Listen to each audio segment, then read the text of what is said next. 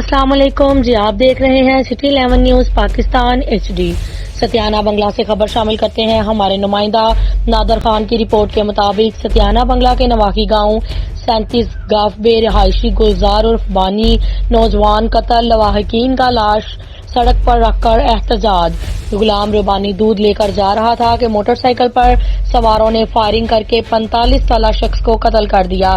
سینکڑوں لواحقین نے ستیانہ پل پر ٹائروں کو آگ لگا کر 2 گھنٹے تک روڈ بلاک کر رکھا۔ تفصیلات کے مطابق ستیانہ کے نواحی گاؤں چک نمبر 37 کا رہائشی گلزار عرف بانی ولد عارف اپنے گاؤں سے دودھ لے کر فروخت کرنے کے لیے موٹر سائیکل پر سوار فیصل آباد جا رہا تھا کہ ستیانہ 39 مین روڈ پر موٹر سائیکل پر سوار ملزمان نے فائرنگ کر کے گلزار المعروف بانی کو قتل کر دیا۔ واقعے کی اطلاع ملتے ہی گاؤں سے 150 کے قریب لواحقین موقع پر پہنچ گئے اور لاش کو اٹھا کر ستیانہ پل پر لے گئے اور ٹائروں کو آگ لگا کر فیصل آباد ستیانہ روڈ کو 2 گھنٹے تک بلاک کیے رکھا۔ مظاہرین کا مطالبہ تھا کہ مختصر عرصے کے دوران 5 افراد قتل ہو چکے مگر ستیانہ پولیس ملزمان کو گرفتار کرنے میں ناکام ہے۔ واقعے کی اطلاع ملتے ہی DSP ملک عابد حسین ظفر موقع پر پہنچ گئے۔ انہوں نے مظاہرین کو یقین دہانی کروائی کہ ملزمان کو جلد از جلد گرفتار کر کے قانون کے کٹہرے میں لایا جائے گا۔ DSP ملک عابد حسین ظفر کی یقین دہانی پر مظاہرین 2 گھنٹے بعد منتشر ہو گئے۔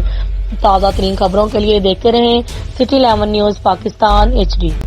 بالکل اس وقت ہم موجود ہیں تھانہ ستیانہ بنگلہ کی حدود میں، جہاں پہ مسلح افراد نے مل کر غلام ربانی کو فائرنگ کر کے قتل کر دیا گیا ہے اور غلام ربانی کے لواحقین کا پچھلے 3 گھنٹے سے روڈ بلاک کر کے شدید احتجاج کر رہے تھے۔